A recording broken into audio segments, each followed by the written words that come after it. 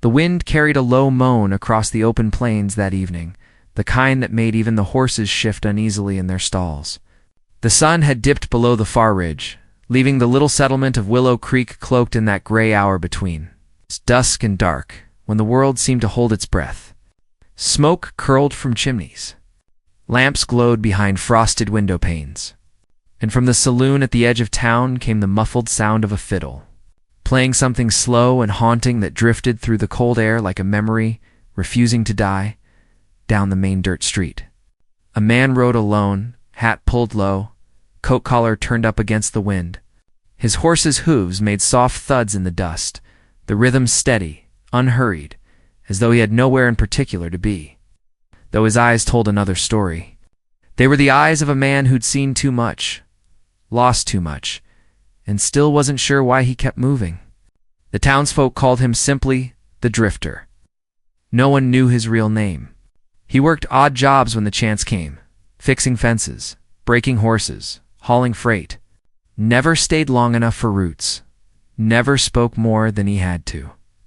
That evening, he was headed toward the general store, where the lamplight poured warm and gold through the open doorway. Inside, behind the counter, was the storekeeper's daughter. She was known around town for her quiet ways and soft laugh.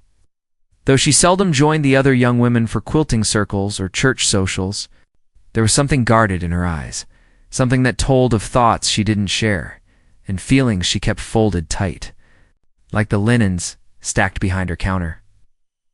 When the bell over the door jingled, she looked up from her ledger. "Evenin'," she said softly. "Evenin'," he replied, removing his hat, brushing dust from his coat. He asked for coffee beans and lamp oil. Nothing unusual. Yet as she moved to fetch the items, he caught himself watching her. The way the lamplight glowed against the curve of her cheek, how her hands trembled just slightly as she measured out the beans. She wasn't wearing her shawl tonight. Only a thin cotton blouse that did little against the chill. Outside, the wind howled. The door rattled on its hinges. He turned to glance at it, half expecting it to fly open. "Storm's coming," he muttered. She nodded. "They say it'll snow before morning. It's early for it, but then nothing's been usual this year." He paid her, thanked her, and started for the door. But as he reached for the handle, she spoke again, her voice lower, uncertain. "You been out near the old mill road lately?" He turned back, curious. "No, why?" "There's been tracks," she said, glancing toward the window. "Boot prints. Fresh ones. Papa says it's just hunters passing through, but I don't think so. There's been folks talking about someone camping out by the ridge. Someone they don't recognize." He studied her, trying to read what lay behind those words. Fear? Curiosity? Or something else entirely? "You think it's trouble?" She hesitated, then smiled faintly. "Maybe. Or maybe I just worry too much." He left it at that. Though her words stuck with him as he stepped out into the wind, by the time he reached the small cabin he'd rented on the outskirts of town, the first flakes of snow had begun to fall, light drifting, soft as ash. He stabled his horse, built a fire, and settled near it, the crackle of burning pine filling the silence. But as the flames danced, his mind kept circling back to the storekeeper's daughter. And the unease in her eyes when she'd mentioned the ridge, he couldn't say why he cared. Maybe it was because she'd spoken to him like he was something more than a shadow passing through. Maybe it was the loneliness in her tone, so much like his own. Whatever it was, it followed him through the night. The next morning dawned pale and still. Snow blanketed the ground, muting every sound. The town looked almost untouched, peaceful. But in that fragile way where peace feels borrowed, not earned. The Drifter walked to the edge of town, then farther, until he reached the road that led toward the ridge. The trail was faint beneath the snow, but there, just as she'd said, were tracks. Too large for a woman's, too fresh to be old. He followed them. They wound through the trees and up toward the line of hills where the land broke into brush and rock. There, he found the faint outline of a campfire, long gone cold, and something half buried in the snow, a strip of cloth, torn with a pattern he recognized. The same faded blueprint the storekeeper's daughter had worn around her neck 2 nights ago. His chest tightened. Maybe she'd dropped it while walking home. Or maybe he turned sharply at the sound of movement. From behind the trees, a figure emerged her. Wrapped in a cloak, cheeks flushed from the cold. Eyes wide when she saw him. "You shouldn't be out here," he said. Relief and confusion mixing in his voice. "I could say the same," she replied, breath clouding in the cold air. "I saw your tracks. I thought maybe you'd gone to look." He nodded toward the torn cloth. "You lose this?" She stepped closer, saw it, and froze. "That's not mine," she whispered. "I thought it was, but it's not." The air between them felt charged, like something unseen had tightened around them both. She tugged at her cloak, the clasp catching for a moment. In trying to fix it, she fumbled, and the cloak slipped just enough for the collar of her blouse to loosen. It was only a small human mistake. Nothing meant by it but when the wind pressed it back, and her breath hitched in the cold. He found himself turning away, heart pounding against the quiet. "God help me," he murmured. Not in desire, but in struggle the kind. Born of 2 souls who'd both lived too long on the edge of emptiness, she straightened her cloak quickly, cheeks reddening not from shame, but from the sudden weight of something unspoken. "Did you find anything else out here?" she asked softly, as if pretending the moment hadn't happened. He shook his head. "No, just that someone's been watching this place. Someone who doesn't want to be seen." Her gaze drifted toward the tree line. "Then we should go. It's not safe." He hesitated. "You shouldn't walk back alone." She met his eyes, and for the first time, something in her look seemed to say she trusted him even if she didn't understand why. "Then don't let me." They started back together, snow crunching beneath their boots, silence thick between them. The world around them had gone ghostly white. Above, the clouds hung low and heavy, promising more to come. When they reached the outskirts of town, the wind picked up again, howling down the empty street like a warning. The saloon stood shuttered, smoke no longer rising from the chimneys. Something in the air felt off, too still, too expectant. She turned to him. "You feel it too?" He nodded slowly. "Yeah, like the storm ain't done yet." She looked back once more toward the ridge, eyes narrowing. "Whatever's out there," she said, "it's not through with us," though neither spoke it aloud. Both knew something had begun between them, something as quiet and dangerous as the snow still falling around them. Something neither of them could yet name as they reached her father's store. She paused at the doorway, fingers lingering on the latch. "You'll stay close, won't you?" He hesitated. "You want me to?" Her voice dropped, barely above a whisper. "I don't know what I want, but I don't want to be alone tonight." The words hung between them, carried by the wind, tangled with the promise of the storm. He gave a slow nod, unsure whether it was duty or something far deeper that held him there. Somewhere out beyond the ridge, a branch cracked, sharp and clear against the silence. Both of them turned toward the sound, hearts quickening. The snow kept falling. The night deepened. And whatever was coming for them, for the town, for the quiet bond that had begun to stir, was drawing closer with every whisper of the wind. That night, the snow didn't stop. It fell heavy and thick, blanketing the town in white silence. The lamps outside the saloon burned dimly under the weight of the storm, and the world beyond the windows seemed to disappear. Inside the store, the girl moved quietly through the aisles, blowing out lamps one by one, while the drifter helped her fasten the shutters against the cold. The wind groaned through the boards, making them shudder like they wanted to give way. Her father was away. Gone 2 days now, taking supplies to a ranch north of the ridge.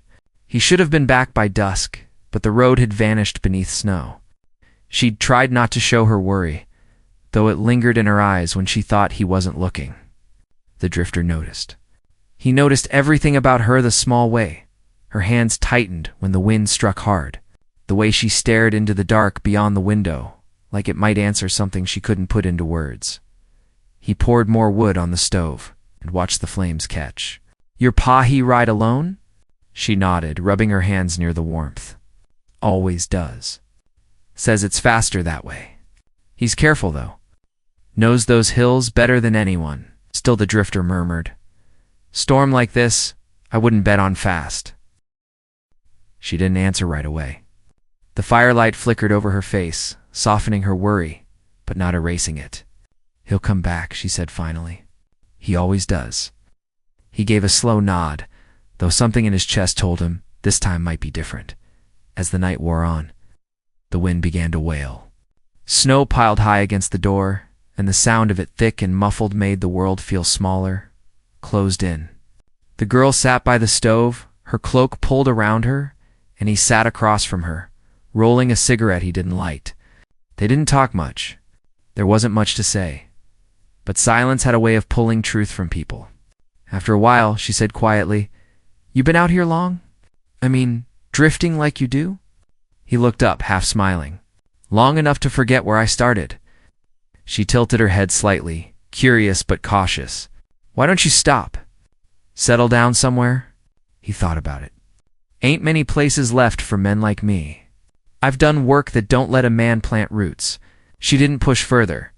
Something in his tone told her not to, but she understood more than he thought. In that small town, everyone carried their own ghosts, their own half-buried stories. Hers just didn't show. Hours passed. The fire dimmed. Outside, the storm howled louder than ever, pressing against the windows as if trying to get in. Then came a sound, faint but clear. A knock. They both froze. It came again, this time harder.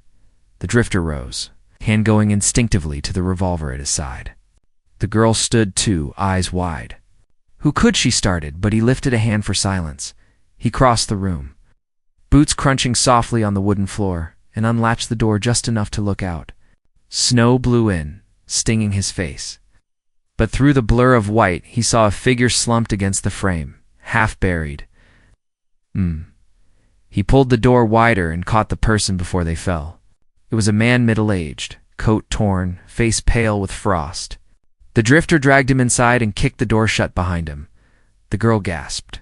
It's Mr. Gentry from the livery. They worked fast to strip off the man's frozen coat and bring him to the fire. His lips were blue, his eyes glassy. For a moment it looked too late. But then he coughed once, twice, and drew a ragged breath.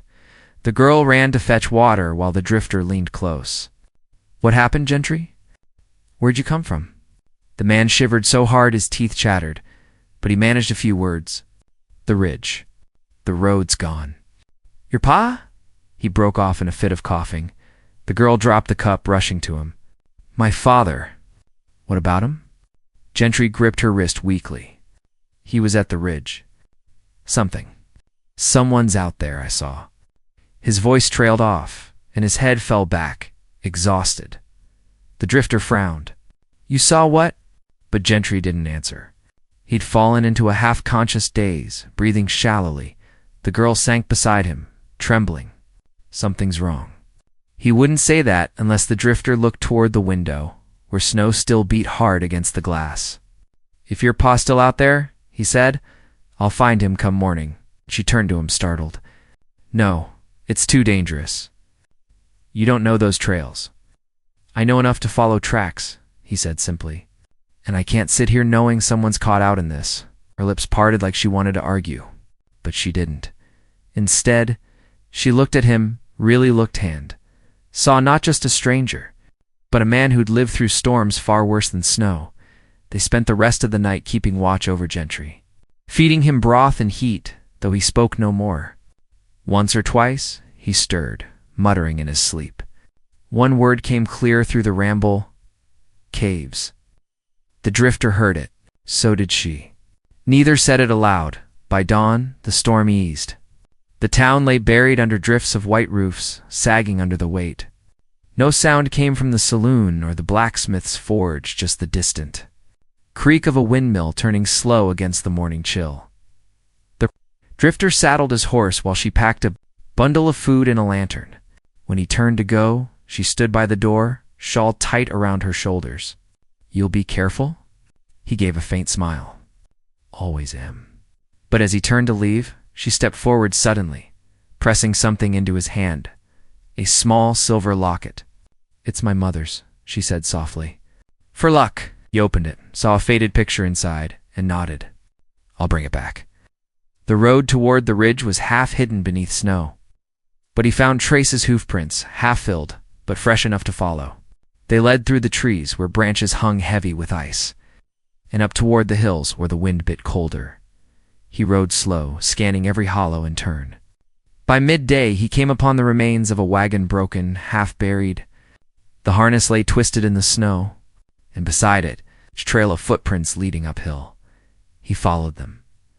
The prints led toward a narrow cut in the rocks, where the ground sloped into shadow. The air there felt different still, heavy. He dismounted, drew his coat tighter, and stepped inside. The cave was shallow at first, then curved deeper into the earth. The sound of dripping water echoed faintly, and then he saw at a fire pit, still warm ashes scattered by the draft. Someone had been here not long ago. He crouched beside it, sifting the ashes with a gloved hand. A glint caught his Aja brass button, worn and familiar. He lifted it slowly. It matched the storekeeper's coat, a chill that had nothing to do with the cold, ran through him. From deeper in the cave came a noise. A shuffle. A breath. He rose slowly, hand resting on the revolver at his side. "Hello?" he called. No answer. He stepped forward, lantern raised high. The light flickered over stone and shadow. Then, at the far end of the cave, something moved. A shape half hidden, crouched low. "Who's there?" he said again, voice steady, though his heart hammered. This time, a voice answered. Hoarse, weak but human. "Don't shoot." He took another step, and the light fell on the face of the storekeeper pale. Blood crusted near his temple, eyes open but dazed. The drifter knelt quickly. "You're alive." The man's breath came rough. "Barely. I tried to make it back. Storm caught me. Someone found me. Dragged me here, who?" But before he could answer, another sound echoed from deeper within the cavalo, deliberate, like a boot scraping stone. The storekeeper's eyes went wide with fear. "You shouldn't have come." The drifter turned, reaching for his weapon, and from the darkness beyond the lantern's reach came a voice calm, cold and far too close. "I was wondering when you'd find us." The drifter froze. Every muscle tensed. The light trembled in his hand. Behind him, the storekeeper's breathing quickened. Outside, the wind began to howl again, sweeping snow into the mouth of the cave. The drifter didn't move, didn't speak. The sound of slow footsteps echoed closer, the figure still hidden beyond the edge of the light. And then, just before the flame flickered out, he saw the glint of metal a rifle barrel, aimed straight at his chest. The cave fell into darkness. The wind outside howled long into the night, scraping against the window panes as though the storm itself was alive and searching. Inside the little store, the fire burned low, its light casting trembling shadows over the wooden walls. The drifter sat near the stove, eyes on the flames but mind far away. The girl had gone quiet after the last noise outside, though every few minutes she'd lift her head and listen, as if expecting another sound. Neither of them spoke for a long time. The silence wasn't easy, but it wasn't cold either. It was the kind that fills a space between two people who both carry too much to say. He could tell she was thinking about her father, whether he'd made it through the storm, whether he'd ever make it back at all. He'd seen that look before, on the faces of wives waiting for riders who never returned from the frontier. She broke the silence first. "I remember you coming into town last spring," she said softly, still looking at the window. "You bought nails and a length of rope?" "You didn't say much." "I didn't have much to say," he replied. "You were hurt, weren't you?" "I saw blood on your sleeve," gave a faint smile. "Wasn't my blood." She turned then, eyes searching his face. "You were running from something." He didn't deny it. "Maybe still am." He didn't ask what. The question sat between them like the wind pressing against the door unspoken, but felt all the same. The drifter leaned back in his chair, the wood creaking beneath his weight. "You got family anywhere besides your pa?" She shook her head. "It's just us. Mama passed 3 winters ago. Fever took her quick." "I'm sorry," he said quietly. She nodded, though she didn't look away from the fire. "Papa took it hard. He don't talk about her much anymore, but he still keeps her locket. Says he can feel her close when he holds it. Her words lingered in the air. The drifter thought about the locket in her drawer. The same one he'd seen her touch once or twice when she thought no one noticed. He wondered if her father had given it to her, or if it was another reminder of all she'd lost too soon. Outside, the wind shifted. The shutters rattled once, then twice, and then came a faint thump, soft, deliberate. He stood at once, hand brushing the gun at his hip. "Stay here," he said. She didn't argue. He moved to the window and peered through the frost. The snow still fell, thick as smoke, and the road beyond the store was gone under white. For a long moment, he saw nothing. Then movement. A shadow near the well. Someone or something standing still. He stepped back. Quiet. "Someone's out there," he whispered. Her face went pale. "My father." "I can't tell." He reached for his coat, pulling it on, but she caught his arm. "Don't go out there alone. I'll just look," he said. "Bolt the door behind me." She didn't want to let go, but she did. The latch clicked as he stepped out into the night. The wind hit him hard, stinging his face and stealing his breath. Snow came sideways, cutting across the dim light that leaked through the window behind him. He moved slow, one hand steady on his gun. The shape by the well didn't move. He stopped a few feet away. "Who's there?" he called. No answer. He stepped closer, boots sinking into snow. The shape began to take form, a coat, long and dark, draped over a figure hunched forward. Then he saw it wasn't a man standing at all, but a man slumped, half frozen, one arm tangled around the well's wooden post. He hurried forward, brushing snow from the man's face. It wasn't her father. It was a stranger. A trapper, maybe, judging by the furs he wore. But his face was wrong gray, drawn, and his eyes open but empty. The drifter exhaled slowly. Whoever he was, he'd been dead for hours. But something else caught his eye. Around the man's neck, tied with a strip of leather, hung a small pouch. He untied it carefully. Inside was a folded scrap of paper, stiff from cold and damp. He unfolded it in the lamplight from the window. The writing was rough, scrawled in haste. Only a few words could be made out. "Ridge. Don't follow. They know." The rest was lost to the snow. He tucked the note into his coat and turned back toward the store. But before he reached the door, a faint sound came from behind him, a rustle, like footsteps on ice. He spun, gun drawn. Nothing, only the storm and the shadows it carried. He didn't wait to see more.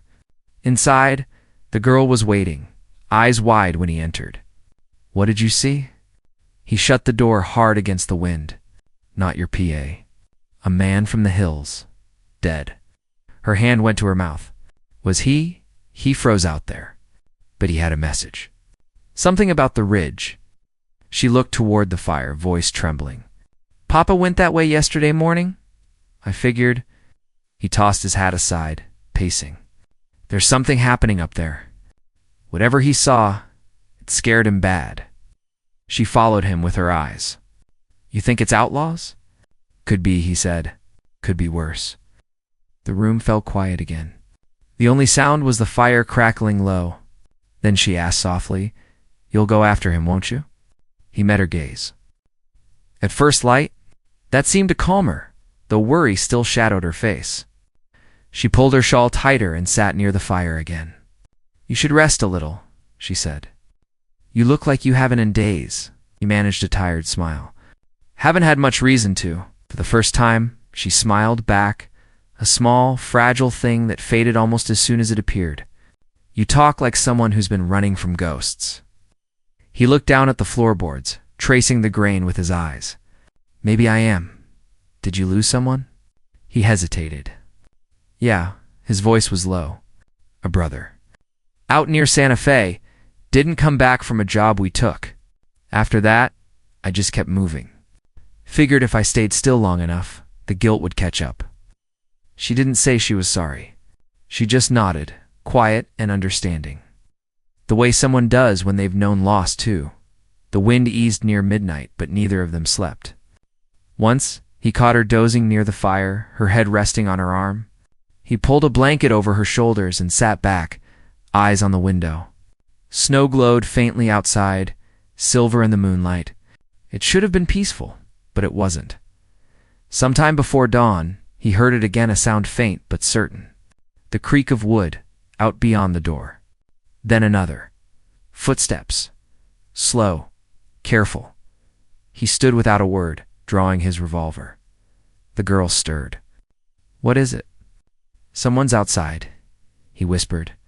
Her hand gripped the edge of her chair. "Maybe it's—" He shook his head. "Stay back." He crossed to the door and waited. The sound stopped. He listened, counted the beats of silence. Then, softly, a knock. 3 times he didn't open it. "Who's there?" No reply. The girl stepped closer, voice trembling. "Papa, is it you?" Still nothing. He motioned for her to stay quiet. Another few seconds passed, and then came a whisper. Soft, ragged, almost human. "Help." The girl gasped, hand to her mouth. He grabbed the lantern and opened the door an inch. The wind rushed in, cold and sharp. The porch was empty. Only snow, swirling and restless.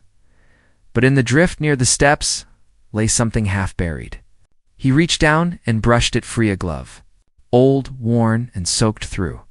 Inside the lining, a small tag stitched in red thread bore 2 initials, .J.H. He looked up sharply. "That your pa's?" She nodded, eyes wet. "Yes, that's his." He turned toward the empty street. The snow still falling softly now. Something deep in his chest tightened. Whoever had left that glove wasn't gone long. And whoever had whispered for help might still be out there watching, waiting, or worse. He closed the door again. "We wait till morning," he said. She nodded, trembling, clutching the glove to her chest. "You think he's still alive?" He didn't answer. Instead, he looked once more toward the window, where the snow blew in thin sheets across the empty street. Somewhere beyond the ridge and those cold white hills, something had begun that neither of them yet understood. Something that had already taken lives and wasn't finished. The fire cracked softly. For a long moment, neither of them spoke. The drifter sat near the stove, eyes on the flame, and thought of all the men he'd seen vanish into the dark, and how sometimes the things that come back aren't men anymore, but memories that won't rest outside. The storm quieted. But under that calm, the world still held its breath. And in the silence that followed, they both felt it, the sense that something was still moving out there in the snow. Closer now, circling. Patient as hunger itself. The snow had stopped by the time first light crept over the ridge, turning the world into a quiet, blinding white. The drifter stood at the edge of the porch, horse saddled and ready, boots crunching over the frozen steps. He checked the revolver at his side, the weight familiar, comforting. Beside him, the girl clutched her shawl tighter, breath fogging in the icy air. She had insisted on accompanying him, and he hadn't refused. There was no turning back now. Not after the glove, the stranger. And her father still out there somewhere. "Be careful," she whispered, eyes tracing the empty street, still half shrouded in drifting snow. "I always am," he said, though the words felt hollow. He knew as well as she did that caution would only carry them so far. They rode slowly toward the ridge, following the faintest traces of a trail. Snow had already begun to fill in the footprints from the day before, leaving only hints of movement across the white canvas. Every step of the horse was deliberate, careful, echoing in the still morning. The girl rode close behind, hands gripping the reins tight, eyes scanning the shadows between trees and rocks. "The glove," she murmured. "Papa wouldn't just leave that behind unless he was forced," the drifter said. He didn't need to finish the thought. Whatever had caught the storekeeper was smart, organized, and patient. That much was clear from the way the man had vanished and left nothing but a glove and a whisper. The ridge came into view. Jagged against the pale sky, snow clung to the rocks in thick layers, and ice glinted like glass in the morning light. The drifter slowed the horse to a walk, scanning the base of the ridge for any sign of movement. At first, there was nothing, only the swirl of wind and snow. Then he saw it, a faint scrape in the snow, partially hidden beneath a drift. Leading up into a narrow pass, he signaled to the girl, "That way quietly." They dismounted and led the horses, boots crunching softly. The air was sharp, cold, each breath burning in their lungs. Every rock looked like it could hide an enemy. Every shadow seemed to flicker with movement. For hours they climbed, the slope growing steeper, the air thinner, until the valley below was nothing but a white blur, a sea of snow and wind. At last, they found a cave entrance partially hidden behind boulders. Smoke curled faintly from inside, thin and dark against the white snow. The drifter raised a hand. "Stay back," he whispered. The girl nodded, gripping the edge of her cloak. He stepped inside first. Lantern lifted. The air smelled damp, earthy, with the faint temps of something burning. Footprints led inward, and the ground was churned up, like someone had struggled. He followed them cautiously, gun at the ready. The girl's voice trembled behind him. "Papa." No answer. Only the echo of her words and the distant drip of water from the ceiling. The cave twisted deeper, narrowing in some places, forcing them to stoop. Shadows danced across the walls as the lantern swayed in his hand. Then, faintly, he heard a whisper, not her father's, not human in tone, more like a hiss carried through the stone. He froze. The girl gasped behind him. "Did you hear that?" she asked.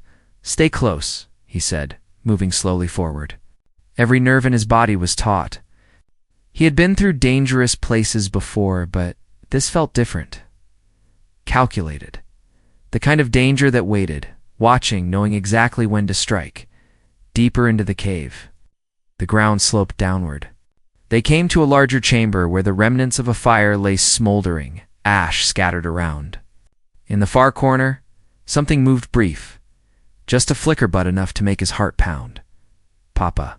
The girl called again. Then came another sound, a low scraping, coming from deeper in the shadows.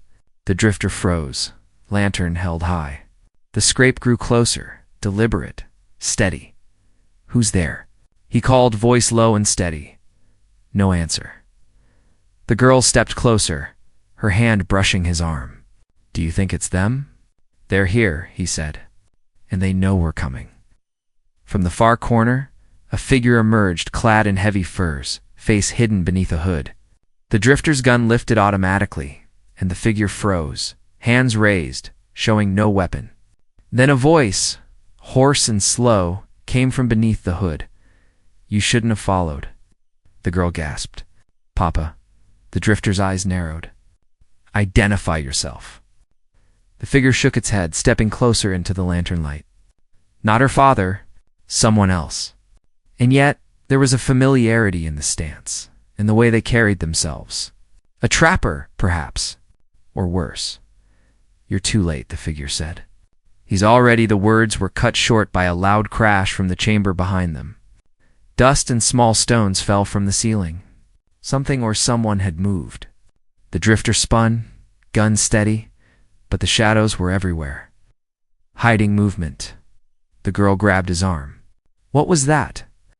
"I don't know," he whispered, "but we need to move. Now." They advanced cautiously, following the chamber to its back. There, carved into the stone, was another passage. Fresh footprints led inside, deeper, almost as if the cave itself was guiding them to some unknown place. The drifter felt the cold tickle of fear along his spine. Whatever had captured the storekeeper was clever, prepared. And unafraid of leaving traces, they entered the narrow passage, the walls closing in, the air thick and heavy. Each step echoed, mingling with distant sounds, whispers, groans, the faint scrape of boots against rock. The girl shivered. "I don't like this," she whispered. "Neither do I," he said. "But we can't turn back now." The passage opened into a larger chamber, dimly lit by another fire. The drifter froze. The scene before them was enough to stop his heart for a moment. Wooden stakes hastily arranged created a rough barrier. Beyond them, shapes moved to men, tied to chairs, their heads drooping, bruised and bloodied. One of them, the girl's father, looked barely conscious, eyes flickering open and shut. The drifter's hand tightened around the gun. "Papa!" the girl gasped, stepping forward. The figure from earlier stepped into the firelight fully. A man, middle-aged, his face shadowed, but his eyes sharp. "You shouldn't have come," he said again, voice low and dangerous. "What do you want?" the drifter demanded, taking a careful step forward. The man smiled faintly, a cruel, measured twist of lips.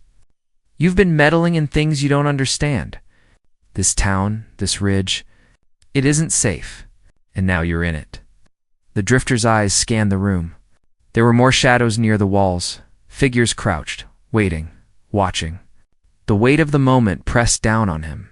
He knew one wrong move could set the captive's fate in motion. The girl's voice broke the silence.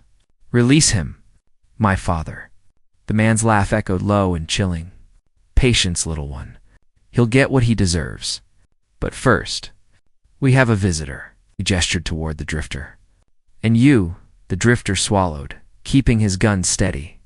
Every instinct told him to act, to move, but the girl's father and the other man were caught in the middle.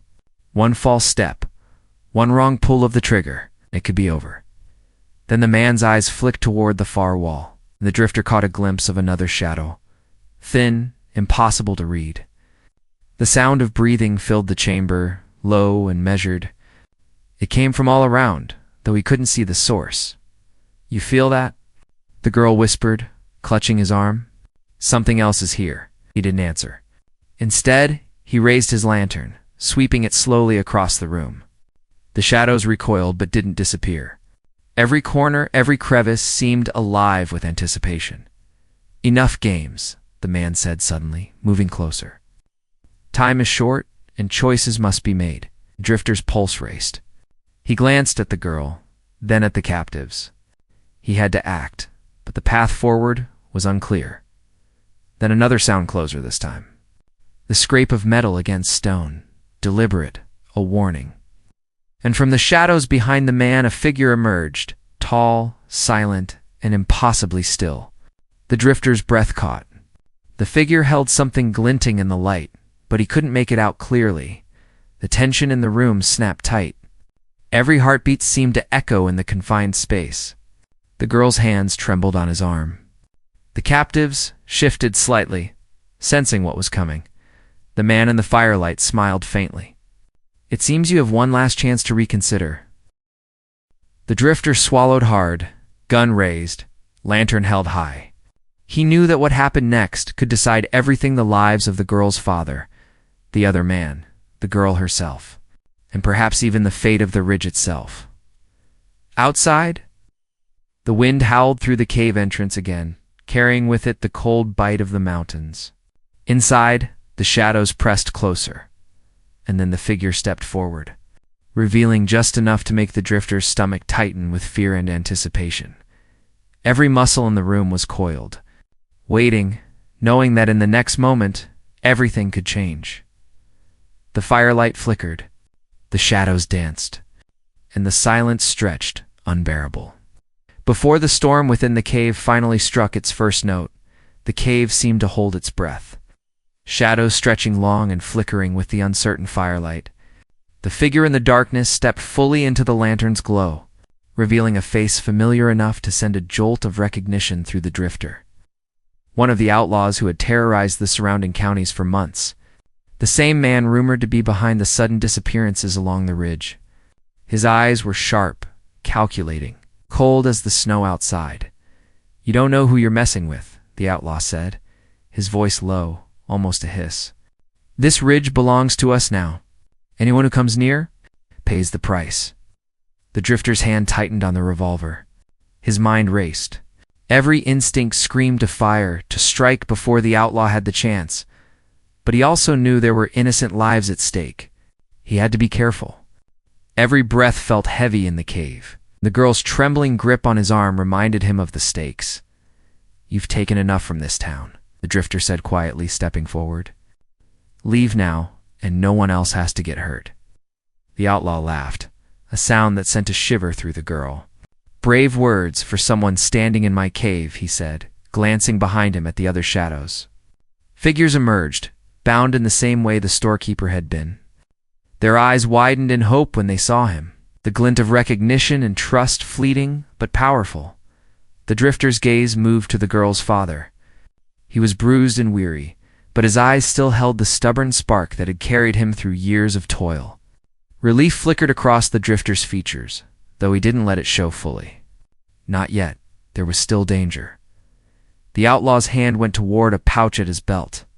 "I've got no time for talking. You either surrender," or the drifter acted, moving faster than the outlaw expected. A shot rang out, echoing through the cave, and the man went down with a grunt, clutching his shoulder. Chaos erupted. Shadows moved. Footsteps scrambled. The captives shifted as the drifter's quick thinking gave them a moment to rise. "Get them free," he shouted to the girl, who wasted no time. She moved to untie her father, while the drifter kept his gun raised, covering the entrance and any other hidden threats.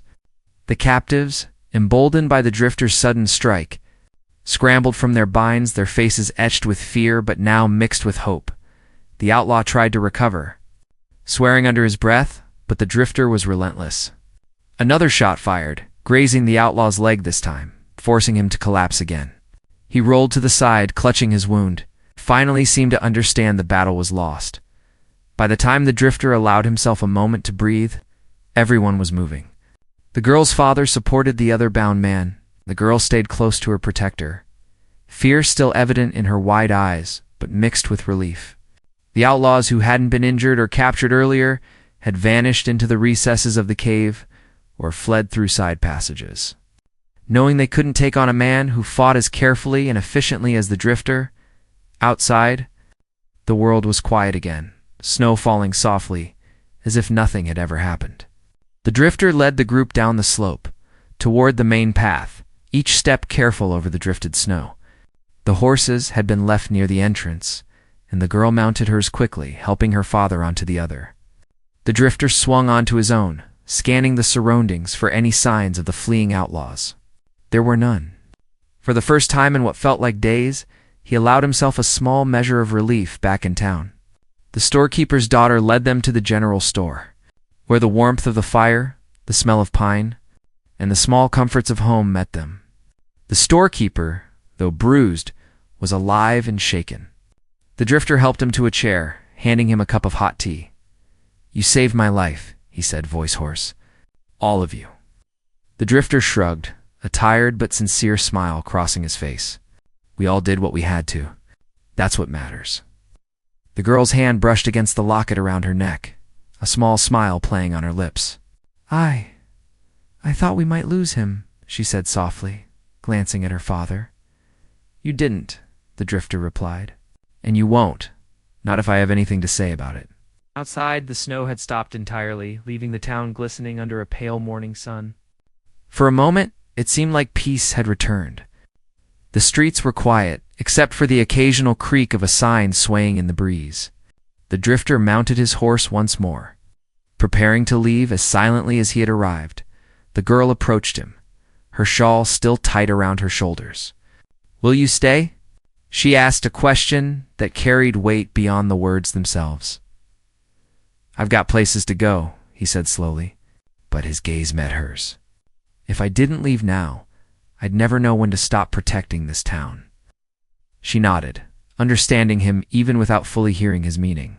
There was gratitude, there was respect, and there was something unspoken between them that neither dared to name. The townsfolk emerged slowly, drawn by the rumors of the night's events. Some were curious, some were wary, but all recognized the drifter who had saved the storekeeper and the others from the shadow of death that had crept down from the ridge. He stayed in the background, helping with small tasks, fixing a door, carrying supplies, checking that the horses were fed, never seeking recognition, but quietly earning it by evening. The town seemed alive again, its people returning to routine. The girl sat by the store window, watching the last light fade behind the ridge. The drifter returned to the porch, taking a seat on the steps. Silence stretched between them, but it was comfortable now, filled with the unspoken knowledge of shared danger and shared relief. "You did what you had to," she said finally, breaking the silence. Even when it was hard. He looked at her, the firelight reflecting faintly on his face. "Sometimes the hardest choices are the ones that save lives," he said quietly. You, your father. Everyone in this town, they mattered. That's what makes the risk worth it. The girl smiled, a warmth in her eyes that hadn't been there when he first arrived. And you, she asked, do you matter to anyone? He paused, considering. I'm starting to think I might, he admitted, though his voice was low. Sometimes being here, even for a little while, it changes you. They didn't speak again for a long while. The town's lights flickered on one by one as night fell, each home glowing softly in the darkness. The snow outside had turned to frost, and the ridge loomed quietly in the distance, a reminder of the danger that had been and the lives that had been spared. The drifter eventually stood, preparing to leave the way he had come. The girl approached him once more, holding the small silver locket he had seen earlier. For luck, she said softly. For you, wherever you go. He accepted it, slipping it into his coat pocket. Thank you, he said. I'll carry it with me. The two shared a look quiet, meaningful, and heavy with the understanding of everything they had been through. Then he mounted his horse, adjusted the reins, and glanced back one last time at the town. It was safe now for the moment, but he knew danger could always return as he rode toward the horizon. The girl watched from the porch, the first stars beginning to pierce the night sky. The ridge behind the town was dark and silent, but somehow less threatening than before. The town had survived, and the people had survived, and in that survival, a small spark of hope had been lit. The drifter's horse moved steadily over the snow, carrying him away from the town he had saved, but leaving behind a promise that he would always be remembered. The girl returned inside, closing the door and setting the latch firmly. A sense of calm settling over her and her father. In the quiet of the general store, she sat by the fire, thinking about the night, about the ridge, about the man who had risked everything to save strangers. She realized that bravery came in many forms, sometimes in small acts, sometimes in the choices made in a shadowed cave, and sometimes in the willingness to face danger head-on. The storm had passed. The ridge was quiet. The town, though scarred by the events, had endured. And somewhere out on the snow-covered plain, a drifter rode into the horizon, leaving behind the warmth of gratitude and the silent knowledge that, for a moment at least, the world had been made right, and though the dangers of the ridge could return, though the world beyond Willow Creek remained uncertain and often cruel, one truth lingered in the hearts of those left behind: courage and determination. The willingness to stand for others could change the course of fate itself. The girl closed her eyes, holding the locket close, thinking of the drifter and of the ridge, and she whispered a quiet promise to be brave, to remember and to cherish the lives saved that night. The fire crackled, the wind stilled, and for the first time in many long nights, Willow Creek rested, wrapped in snow and quiet hope.